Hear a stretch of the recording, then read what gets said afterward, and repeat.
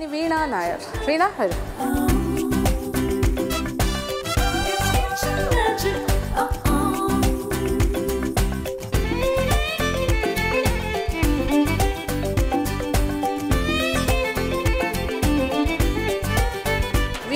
വീണടുത്ത് prawns അല്ലേ? Prawn biryani.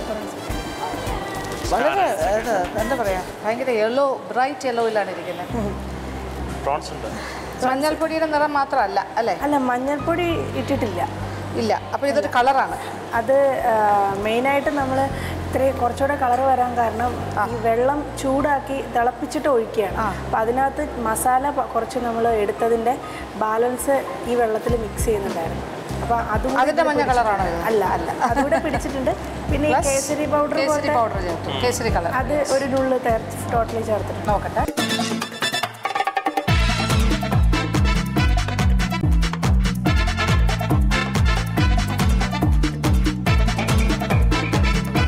രണ്ട് മൂന്ന് കാര്യങ്ങൾ കൊള്ളാം, ടേസ്റ്റിയാണ്.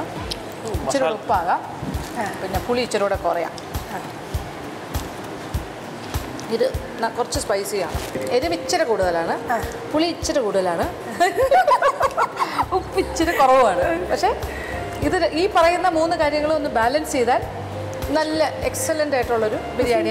ഒരു തവണ കൂടെ ചാൻസ് തരും, ഒരു അവസരം കൂടിയല്ലേ? മസാല പക്ഷെ കുഴപ്പമില്ല, ഇറ്റ്സ് ഗുഡ്. നല്ലൊരു ഐഡിയയും നല്ലൊരു എല്ലാം പറഞ്ഞു. അല്ല, സീരിയസ് ആയിട്ട് പറയാണ്. ഇത് ചെയ്യുമ്പോൾ ഇതിൻ്റെ റെസിപ്പിയൊക്കെ നല്ലതാണ്, മെത്തേഡ് ഈസ് ഗുഡ്.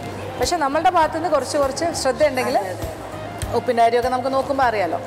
ഇടയ്ക്കൊന്ന് നോക്കുക എന്തെങ്കിലും ഒരു കൂടുതലോ കുറവോ ഉണ്ടോ എന്ന്. അപ്പോൾ നമുക്കത് ബാലൻസ് ചെയ്യാൻ പറ്റും.